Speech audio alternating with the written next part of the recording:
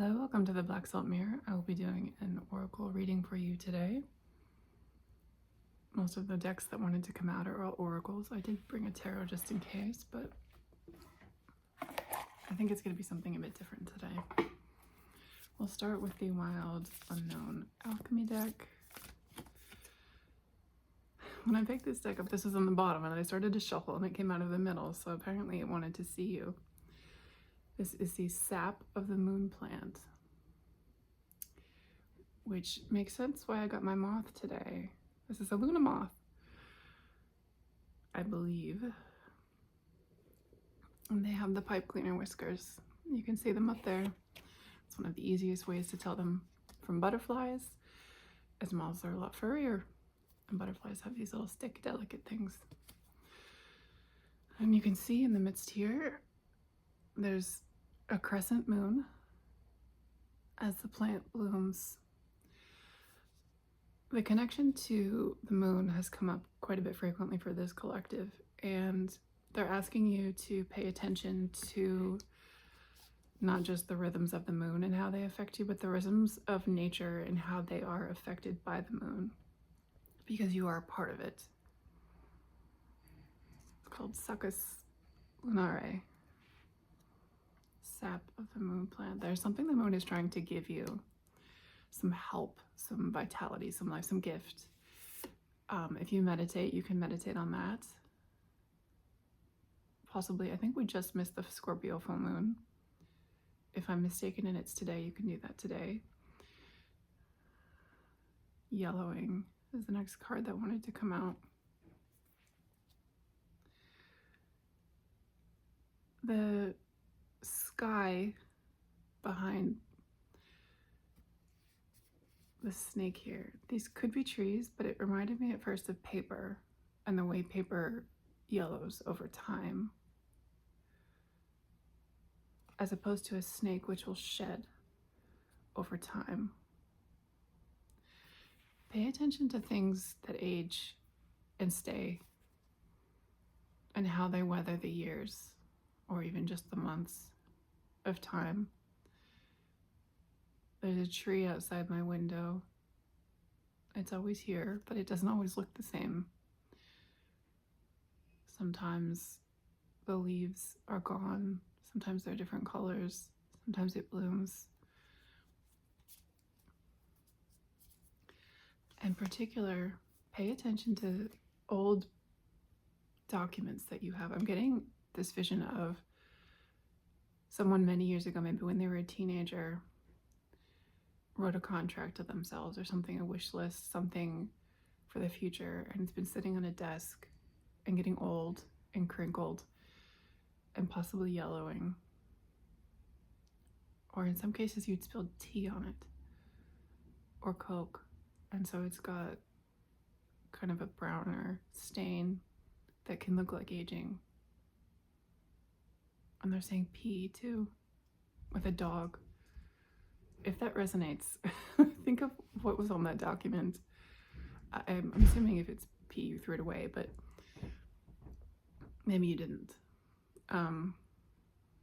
There's something, and this relates to what the moon wants to give you, because the moon likes to dredge through the unconscious and the unknown, and she likes to make promises for the cycles to come. I don't think of the moon as paying out quickly. I think of her as combing through your subconscious and saying, what did you wish? Why didn't you have that for yourself? Can we come back to that? I can help you reclaim that. Because the moon governs the oceans. And the oceans have a tendency of keeping things for a long time and then all of a sudden spitting them out on the shoreline. And it can be hundreds of years later, it can be weeks later, but the ocean will give things back when it's time for you to be reminded. And it's not even going to be in the same location. Sometimes it's far, far away. Sometimes it's just down the way. But she's saying, I have something for you. I've been keeping something for you that I want to give back to you now. it's ready. And that could be what the yellowing is. It's just the time that's gone by and the representation of your growth, you being the snake in this case, and shedding and coming into your own and being ready, being the right size and the right age for this thing that you prayed to the moon for. Bottom of the deck is antimony. We've got our wolf here and a number of what look like planets in this portal. This portal above the wolf's head reminds me of some of the images I've seen of the pyramids at Giza, how they have these little viewing windows where if you look up like from where the tomb was, and they said that they had built it to align with what was in the sky at that time, and then it's coming back around because it takes a really long time for everything to rotate and be at exactly the same wobble and orientation.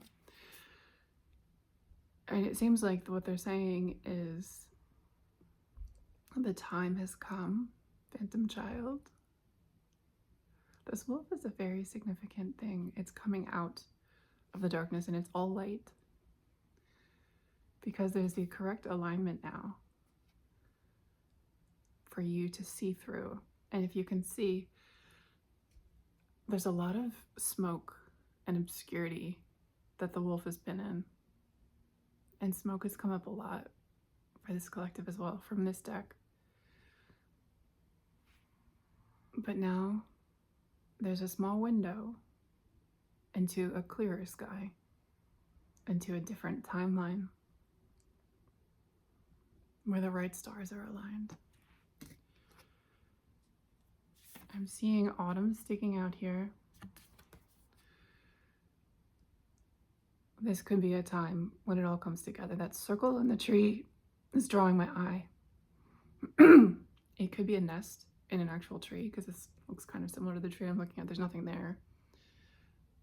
But it could represent a nest that you're looking at, or it could be the time of autumn for you, where everything's going to come together, or that you should be planning for if you have in mind that you need to set things out. And this looks like fire. Forest fires could be significant. You could live somewhere where there are wildfires or where there are seasonal burns, like California. Although I think Australia's been having some bad wildfires lately. Could be. I think it is autumn in Australia right now because it's spring here. This could be for you. Now's the time to collect your seeds.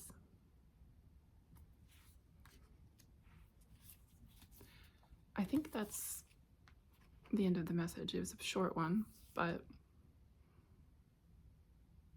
now you know what to do. I love you and I'll see you very soon.